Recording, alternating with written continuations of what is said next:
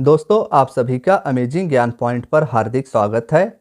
आज के वीडियो में हम सभी दिल्ली सल्तनत, जिसके अंतर्गत 5 प्रमुख राजवंशों ने शासन किया था, गुलाम वंश, खिलजी वंश, तुगलक वंश, सैयद वंश और लोदी वंश, जिसे आप सभी डायग्राम में भी देख सकते हैं। गुलाम वंश के सुल्तान का शासनकाल 1206 से लेकर 1290 तक रहा था। इसके बारे में हम सभी ने इसके पहले वाले वीडियो में पढ़ लिया है। दोस्तों, आज के वीडियो में हम सभी खिलजी वंश के बारे में विस्तार से जानेंगे। साथियों, खिलजी वंश का शासनकाल गुलाम वंश के बाद 1290 से प्रारंभ होता है और 1320 तक चलता है। 1320 के बाद दिल्ली सल्तनत पर तुगलक वंश का आधिपत्य हो जाता है। साथियों, तुगलक वंश के बारे में हम सभी इसके बाद वाले वीडियो में जानेंगे। इस वीडियो में हम खिलजी वंश के प्रमुख शासकों को विस्तार से कवर करने वाले हैं। तो साथियों, खिलजी वंश, जिसका शासनकाल 1290 से लेकर 1320 के मध्य तक रहा था, इनके 3 प्रमुख सुल्तानों के कार्यकाल सबसे पहले हम सभी वीडियो में जानेंगे। उसके बाद इससे रिलेटेड क्वेश्चंस को हम सभी आगे कवर करेंगे। साथियों, बात की जाए अगर दिल्ली सल्तनत के प्रमुख सुल्तान खिलजी वंश के, तो इसके प्रमुख सुल्तान जलालुद्दीन खिलजी थे, जिनका शासनकाल 1290 से लेकर 1296 तक रहा था और ये खिलजी राजवंश से संबंधित थे। इसके बाद का जो सुल्तान था खिलजी वंश का, वह था अलाउद्दीन खिलजी।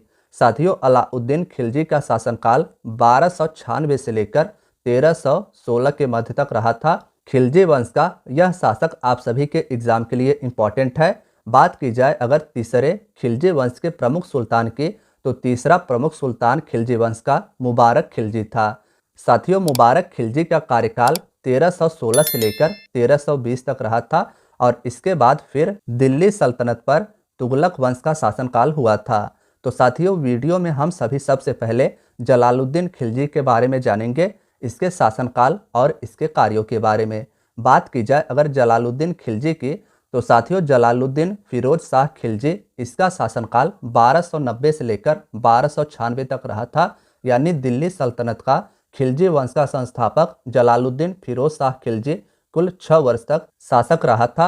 साथियों, अब हमारे एग्जाम्स में जो क्वेश्चंस पूछे जाते हैं उनके बारे में हम सभी जानेंगे।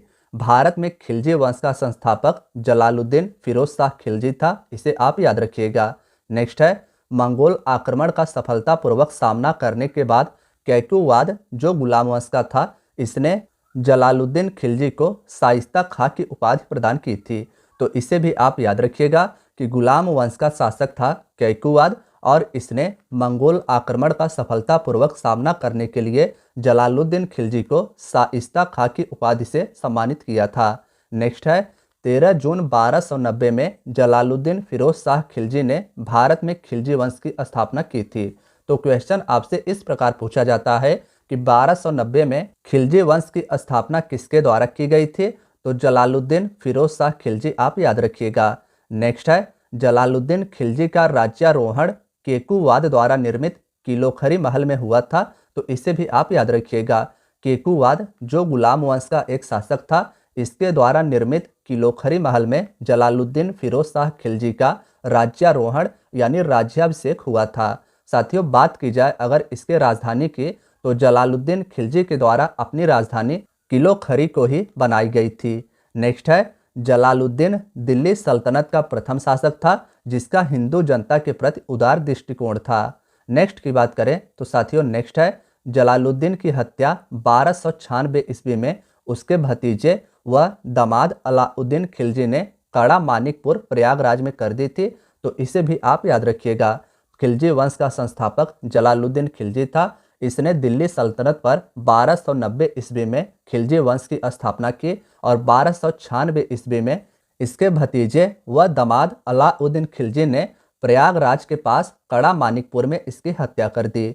अब साथियों, आगे हम सभी जानेंगे अलाउद्दीन खिलजी के बारे में, जिससे हमारे एग्जाम्स में क्वेश्चन ज़्यादा पूछा जाता है।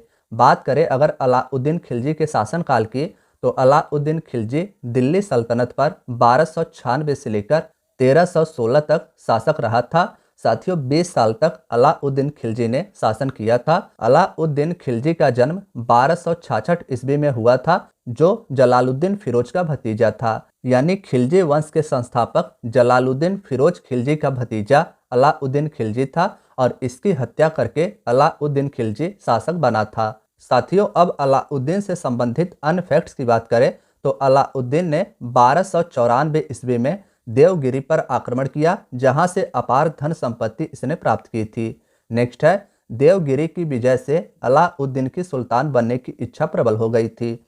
1294 ईस्वी में देवगिरी पर आक्रमण करने के बाद यहां से अलाउद्दीन खिलजी को अपार धन संपत्ति प्राप्त हुई और इसके बाद यह सुल्तान बनने की इच्छा प्रबल करता है। नेक्स्ट है, जलालुद्दीन खिलजी की हत्या करके 21 अक्टूबर 1296 को अलाउद्दीन ने स्वयं को कड़ा मानिकपुर में सुल्तान घोषित किया था। तो साथियों, इसे भी आप याद रखिएगा। अलाउद्दीन खिलजी के बचपन का नाम अली और गुरसाब्स था, इसे भी इम्पोर्टेंट है, याद रखिएगा।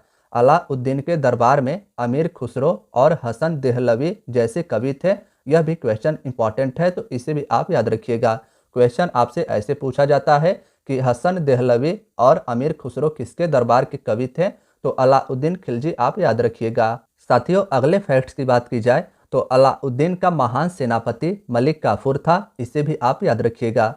नेक्स्ट है, मलिक काफूर को अलाउद्दीन ने नुसरत खान से गुजरात विजय अभियान के दौरान 1000 दिनार में खरीदा था। यानी मलिक काफूर जो अलाउद्दीन खिलजी का सेनापति था, इसे नुसरत खान से गुजरात विजय अभियान के दौरान 1000 दिनार में अलाउद्दीन खिलजी ने खरीदा था। नेक्स्ट है, मलिक काफूर को 1000 दिनार में खरीदे जाने के कारण उसे 1000 दिनारी भी कहा जाता है, इसे आप याद रखिएगा। नेक्स्ट है, अलाउद्दीन के दक्षिण भारतीय अभियान का नेतृत्व सेनापति मलिक काफूर के द्वारा किया गया था।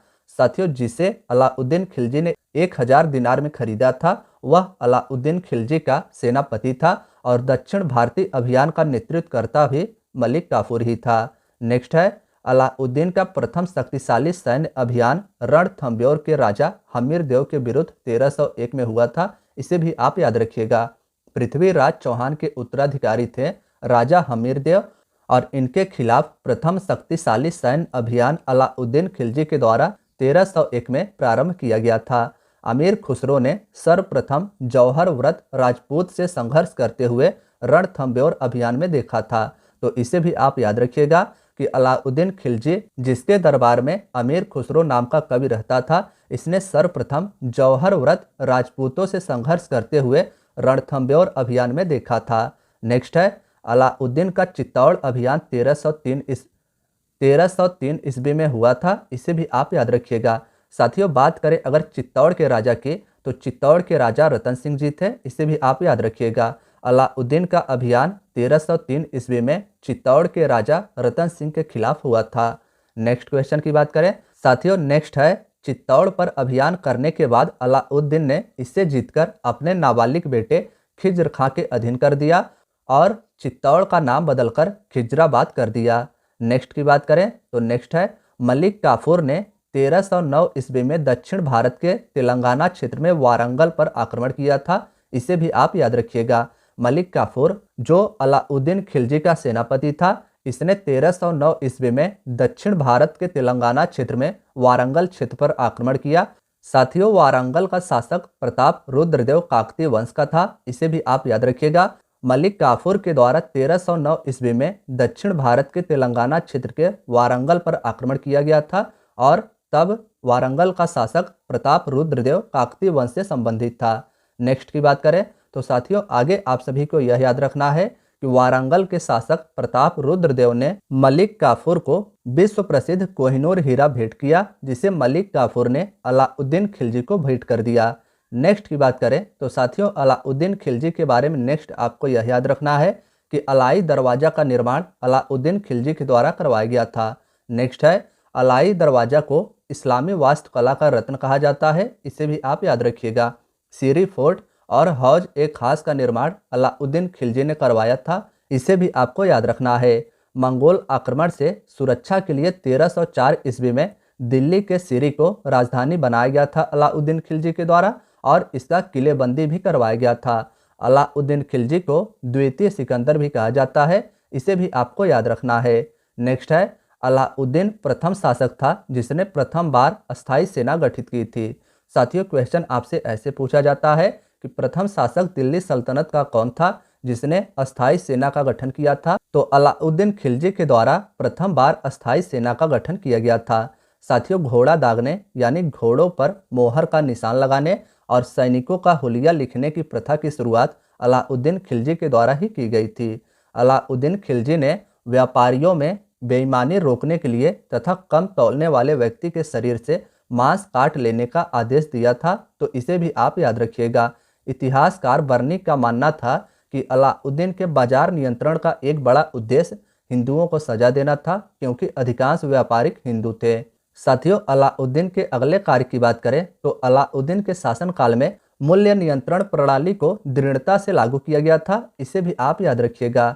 नेक्स्ट है, अलाउद्दीन ने उपज का 50% यानी 1/2 भूमिकर यानी खराज के रूप में निश्चित किया था। यानी उपज का 50% हिस्सा खराज के रूप में अलाउद्दीन खिलजी के द्वारा लिया जाता था। नेक्स्ट है, अलाउद्दीन खिलजी भारत का प्रथम मुस्लिम शासक था जिसने भूमि की वास्तविक आय पर राजस्व निश्चित किया था। इसे भी आप याद रखिएगा। साथियों, अलाउद्दीन खिलजी ने स्वयं को सिकंदर ए सानी की उपाधि से विभूषित किया था। इसे भी आप याद रखिएगा।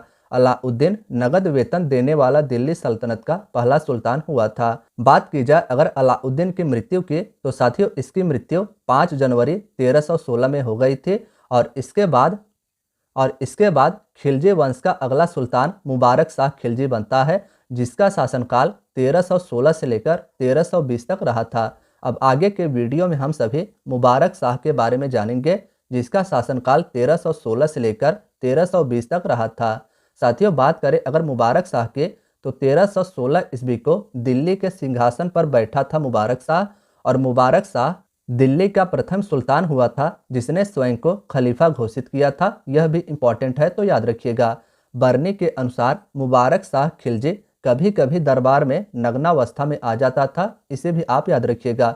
बर्नी, जो कि एक प्रमुख इतिहासकार था, इसके अनुसार मुबारक शाह खिलजी कभी कभी दरबार में नग्नावस्था में आ जाता था। साथियों, इसके बाद खुसरो शाह, जो गुजरात का हिंदू था, जिसने हाल ही में इस्लाम धर्म को ग्रहण किया था, इसे मुबारक शाह के द्वारा अपना मंत्री बना दिया गया था।